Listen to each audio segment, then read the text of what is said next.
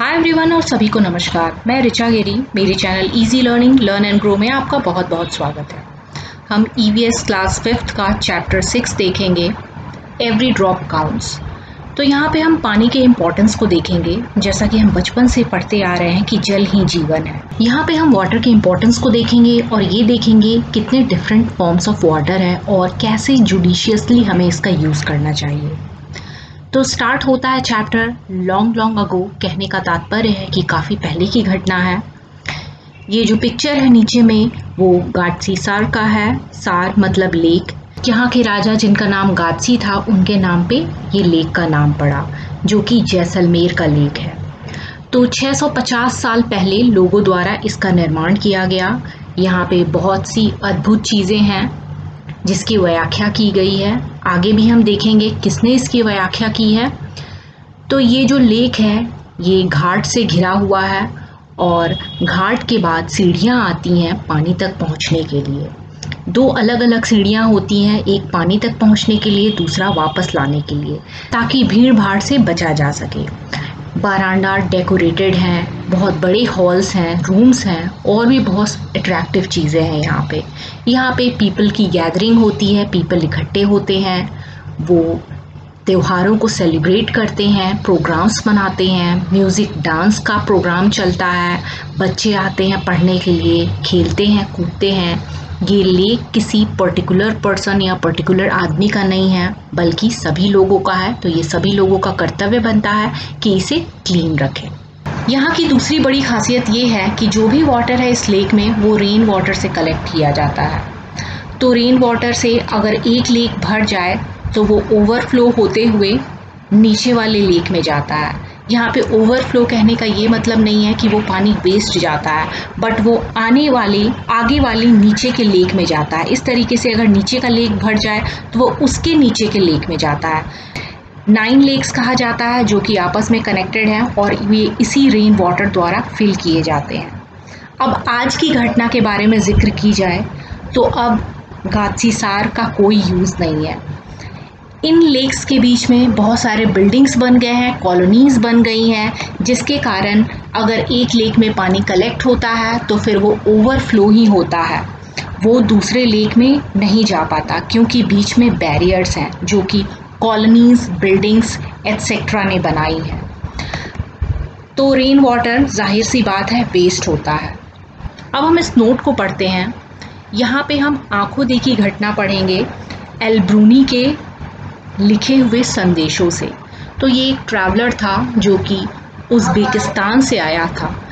इसने लेक्स को और यहाँ की चीज़ों को बहुत अच्छे से अनुभव किया और उसने इसका डिटेल लिखा। तो यही डिटेल हम हिस्ट्री में पढ़ते हैं। उसने मेन पॉइंट्स बताए थे कि यहाँ के लोगों में काफ़ी स्किल्स हैं, वो बहुत डिफरेंट टाइप्स के पॉइंट्स बनाते हैं और ये पॉइंट्स बनाने की कला इनमें काफ़ी अद्भुत है। जैसा कि मैंने ऊपर भी बताया है कि जो चबूतरास बने होते थे वो रॉक्स के होते थे और वो आपस में आयरन रॉड से जॉइन किए जाते थे। उसके बाद यहाँ स्टेयर केसेस होते थे, सीढ़ियाँ होती थी पानी में जाने के लिए और पानी से वापस आने के लिए। ये सीढ़ियाँ अलग अलग होती थी, आने के लिए अलग, जाने के लिए अलग, ताकि क्राउड ना हो सके। एल्ब्रूनी का ये स्टैम्प 1973 में बनाया गया, जो कि 1000 ईयर्स के बाद, उनके बर्थ के 1000 ईयर्स के बाद बनाया गया। आगे देखते हैं। क्लास 5th के बच्चों के लिए ऑब्जर्व एंड फाइंड करने के लिए बोला गया है कि उनके स्कूल के आसपास कोई फील्ड है या फार्म है या पक्का रोड्स है या ड्रेन्स है, क्या है वो एरिया। उनका स्लोपी है, नीचे की ओर है, या रॉकी है, रॉक से बना हुआ है, या नॉर्मल फ्लैट है। जब रेन होता है तो क्या होता है, वहाँ पे पानी कलेक्ट होते हैं या पानी ड्रेन किए जाते हैं या पाइप्स के थ्रू जाते हैं या गड्ढे में जाते हैं, या कुछ पानी क्या कलेक्ट होते हैं सॉइल में। तो ये सारा ऑब्जर्व करने के लिए बोला गया है। हम भी अपने आसपास ऑब्जर्व कर सकते हैं कि ड्रेनेज सिस्टम कैसा है, पानी ऑब्जर्व होता है या किस तरीके से पानी को कलेक्ट किया जाता है, या फिर ऐसे ही वेस्ट करने को छोड़ दिया जाता है। तो इससे हमारी एक अंडरस्टैंडिंग बनती है कि कभी भी पानी को वेस्ट नहीं करना चाहिए। आगे देखते हैं ड्रॉप बाय ड्रॉप। तो जैसलमेर के अलावा बहुत सारे ऐसे प्लेसेस हैं राजस्थान में जहाँ की बहुत कम रेनफॉल होते हैं पूरे इंटायर ईयर में। तो यहाँ पे वाटर की काफ़ी स्कैर्सिटी होती है, लोगों को वाटर का महत्व पता होता है, पानी का महत्व पता होता है। यहाँ बहुत सारे ऐसे विलेजेस हैं जहाँ पे वाटर का शॉर्टेज होता है, लेकिन यहाँ के लोग जानते हैं कि किस तरीके से पानी को कलेक्ट करना है। पानी उनके लिए कितना प्रीशियस है, कितना अनमोल है, वो जानते हैं। लेक्स और जो हार्ट्स उन्होंने बनाया है ताकि उसमें वाटर कलेक्ट हो सके। वाटर सभी की नीड है, ये सभी जानते हैं, इसलिए सभी एक साथ जुटते हैं ये वर्क को करने के लिए, जिससे वो लोग वाटर को कलेक्ट कर सके। चाहे वो लेबर हो या बिजनेसमैन, सभी एकजुट होकर वाटर को कलेक्ट करने का काम करते हैं। जैसे लेक्स बनाकर, जो हार्ट्स बनाकर। लेक्स में जो वाटर होते हैं वो ग्राउंड द्वारा सोक किए जाते हैं, जिससे ग्राउंड वाटर बनता है, और यही पानी कुओं में जाते हैं और बाउडीज का निर्माण में सहायक होते हैं। बाउडीज जिसे हम इंग्लिश में स्टेपवेल कहते हैं। तो इससे सॉइल फर्टिलिटी बढ़ती है, जिससे उत्पाद बढ़ता है। यहाँ पे सारे घरों में यूनिक सिस्टम है जिससे रेन वाटर कलेक्ट किया जा सकता है। हम यूनिक क्या कह सकते हैं, एक नॉर्मल सिस्टम है। यदि किसी को वाटर का इम्पोर्टेंस पता है तो वो उस घर में वो सिस्टम होगा, और जैसलमेर वाले या फिर राजस्थान के लोग ये पानी का इम्पोर्टेंस बहुत अच्छी तरीके से जानते हैं। यहाँ पे बोला गया है कि राइट में देखने के लिए कि किस तरीके से पानी कलेक्ट किया जा रहा है। यहाँ पानी रेन से रूफ में आ रहा है, और रूफ से पानी वेस्ट ना हो इसलिए एक पाइप लगा दिया गया है, जिससे ये अंडर वाटर बन जाता है, और जब भी रिक्वायर्ड होता है तो ये इस तरीके से पानी निकाला जा सकता है। यहाँ पे हम इस पिक्चर में देखेंगे स्टेपवेल को। स्टेपवेल यहाँ पे बहुत सारी सीढ़ियाँ बनी हुई हैं ताकि पानी को ऊपर ना ला के स्वयं लोग जाके पानी निकाल सके। तो वाटर लेवल जिस तरीके से बढ़ता रहता है उस तरीके से कम सीढ़ियाँ चढ़नी पड़ती हैं, और वाटर लेवल अगर घटता है तो थोड़ा ज़्यादा सीढ़ियों से होकर गुजरना पड़ता है। इस स्टेपवेल्स को बनाने का रीज़न ये भी था कि पहले बहुत से लोग जर्नीज़ करते थे, कारावांस होते थे, वो एनिमल्स को लेके, गुड्स को लेके एक जगह से दूसरी जगह जाते थे। तो वो रास्ता में थर्स्टी जब भी फील करें तो वो स्टेपवेल से पानी पी सकें। ये भी कारण था स्टेपवेल बनाने का। अभी पूछा जा रहा है बच्चों से क्लास 5th के कि क्या आपने वाटर शॉर्टेज अपने एरिया में फेस किया है, अगर किया है तो उसका रीज़न क्या है। तो बहुत से एरियाज़ में वाटर शॉर्टेज नहीं होता है, कुछ एरिया में वाटर शॉर्टेज होता है, जिसका कारण है वाटर सप्लाई सही नहीं होता है, वहाँ पे रेन काफ़ी कम होते हैं, या रेन होता है तो रेन हार्वेस्टिंग का सही प्रावधान नहीं है, या फिर वहाँ की जनसंख्या अधिक है तो वाटर को डिस्ट्रीब्यूट करने के लिए पर्टिकुलर टाइम रखा जाता है कि सुबह में इस टाइम में आएगा या शाम में इस टाइम में आएगा, उस टाइम में जाके वो कलेक्ट कर सकते हैं। इस क्लास 5th के बच्चों को बोला गया है कि अपने ग्रैंड मदर से बात करें या किसी एल्डरली पर्सन से बात करें और पता लगाएं कि उन दिनों उनके घर में पानी कहाँ से आता था, क्या अभी कोई चेंजेस आया है। तो हमने देखा होगा या हमने अपने फादर से या फोर फादर से पूछा भी होगा, या फिर हम गांव जाते होंगे तो हम देखते होंगे किस तरीके से हम पानी लेते हैं, नदियों से, तालाबों से, किसी वेल से, या घर में डायरेक्टली टैप से लेते हैं। तो क्या चेंजेस आए हैं? तो डेफिनेटली जैसे जैसे जनरेशन चेंज होते जाता है, नया जनरेशन आता है, न्यू आइडियाज़ आते हैं, इनोवेटिव आइडिया आते हैं। पहले टैप का प्रावधान नहीं हुआ करता था, लेकिन अब है, खासकर शहरों में। बट कुछ गांव ऐसे भी हैं जहां पे अभी टैप नहीं है, वो कल से काम चलाते हैं, चांपा कल से काम चलाते हैं, या फिर वेल से काम चलाते हैं, कुएं से काम चलाते हैं। और अगर पानी आता भी है तो पर्टिकुलर टाइम पीरियड में आता है। तो ऐसा हम शहरों में भी देखेंगे कि पानी आता भी है, जैसे दिल्ली जल बोर्ड, वो पर्टिकुलर टाइम में पानी देता है, जैसे मॉर्निंग में एक फ़िक्स टाइम है, इवनिंग में फ़िक्स टाइम है। अब हम आगे देखेंगे वाटर को कलेक्ट करने के लिए कुछ अरेंजमेंट किया जाता था ट्रैवलर्स द्वारा, जैसे पियाऊ हुआ, मासाक हुआ जिसे हम लेदर बैग करते हैं, और भी कुछ अलग टाइप की चीज़ें हों जिसमें वो वाटर कलेक्ट करते थे जब वो कहीं उन्हें आना जाना होता था। तो अभी ट्रैवल लोग करते हैं, बट उनके वाटर को प्रिजर्व करने का या रखने का तरीका कुछ डिफरेंट हो गया है। जैसे वो थर्मस में कलेक्ट कर लेते हैं, या किसी बॉटल में कलेक्ट करते हैं, या किसी बड़े कंटेनर में कलेक्ट करते हैं जिसे ईज़िली हैंग किया जा सके या ईजिली एक जगह से दूसरी जगह ले जाया जा सके। कुछ हम कस्टम्स देखेंगे वाटर से रिलेटेड, जैसे ओल्ड लेक हुआ, धाराज हुआ, स्टेप वेल्स हुआ। तो ये कस्टम होता था या किसी फेस्टिवल में इनकी पूजा की जाती थी, या कोई न्यूली मैरिड ब्राइड आती थी तो इनकी पूजा करती थी इस वाटर का, या रेन जहाँ भी कलेक्ट होता था या लेक्स का पूजा करती थी। या अभी भी त्योहार ऐसे मनाए जाते हैं, जैसे बिहार में छठ पूजा हुआ जहाँ वाटर के किनारे सूर्य की आराधना की जाती है। तो वाटर का काफ़ी इम्पोर्टेंस है, इसलिए इसे कस्टम से रिलेट किया गया है, हमारे कल्चर से रिलेट किया गया है।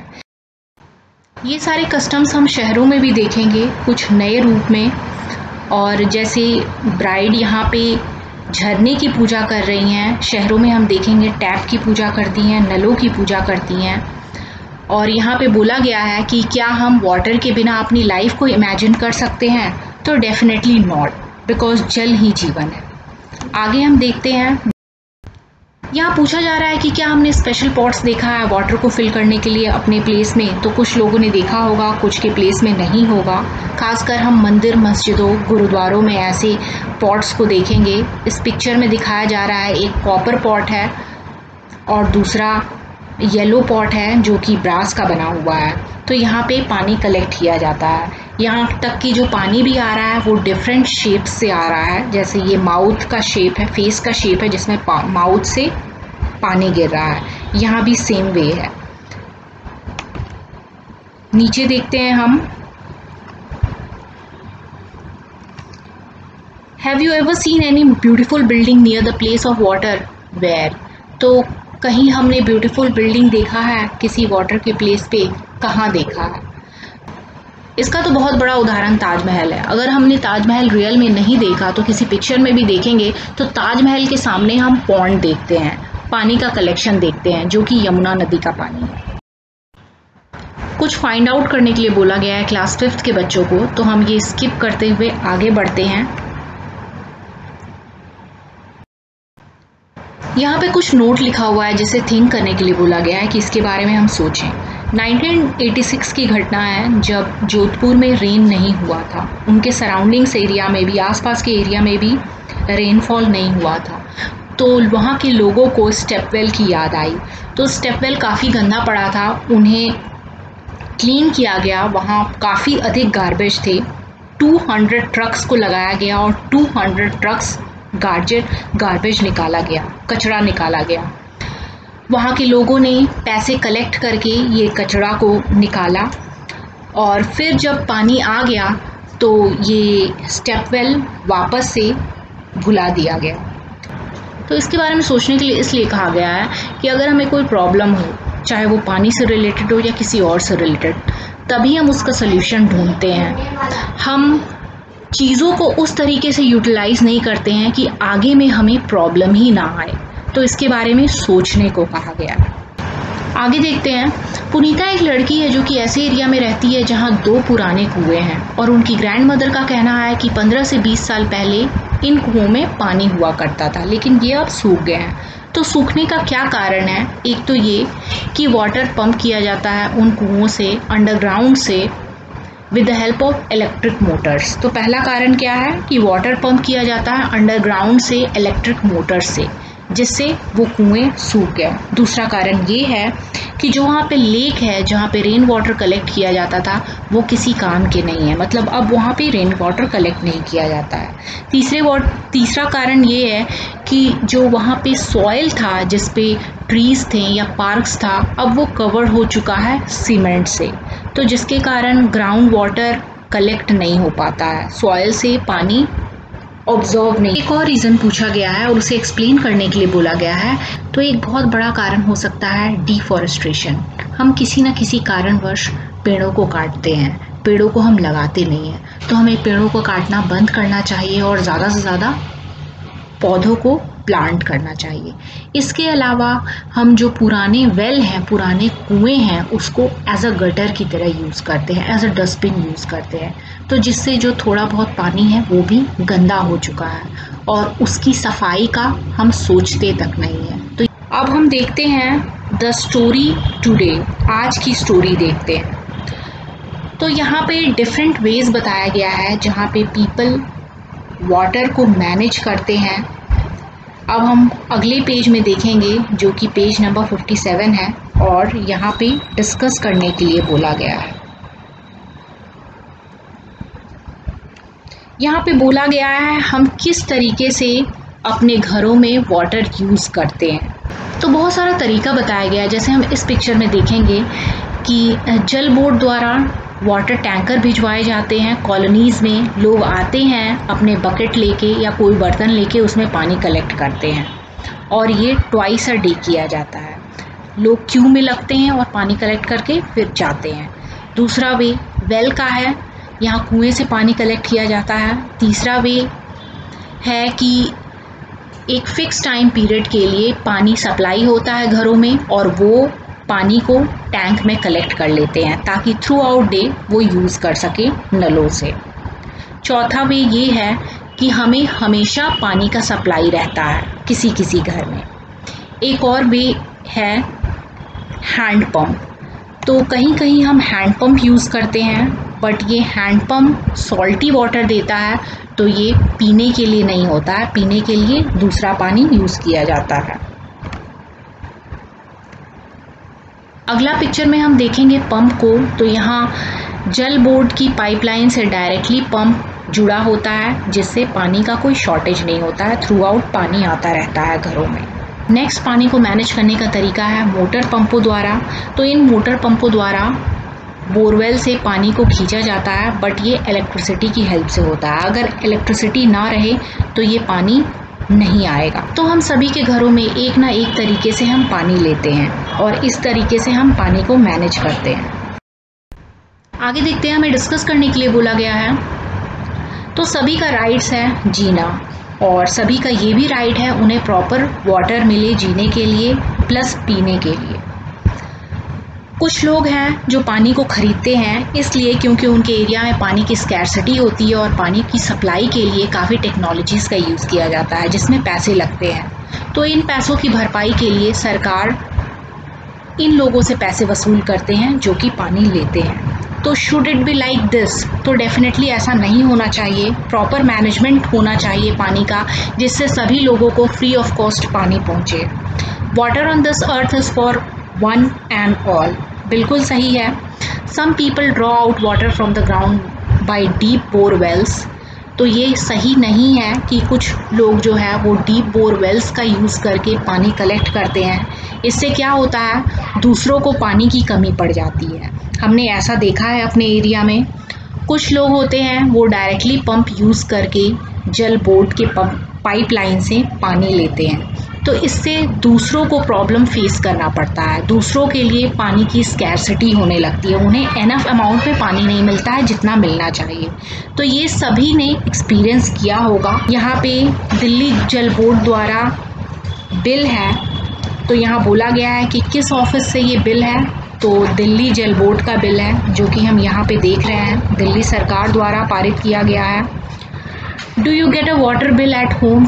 हमें वाटर बिल मिलता है, दिल्ली के लोगों के लिए तो मिलता है वाटर बिल और ये दिल्ली सरकार द्वारा भेजा जाता है। दिल्ली सप्लाई जो डिपार्टमेंट है वो भेजती है। यहाँ बोला गया है कि दिल्ली सरकार क्यों लिखा हुआ है दिल्ली जल बोर्ड के नीचे। तो यहाँ दिल्ली जल बोर्ड है, नीचे में लिखा है दिल्ली सरकार, क्योंकि जो दिल्ली जल बोर्ड है वो दिल्ली सरकार के अधीन है, इसलिए लिखा हुआ है।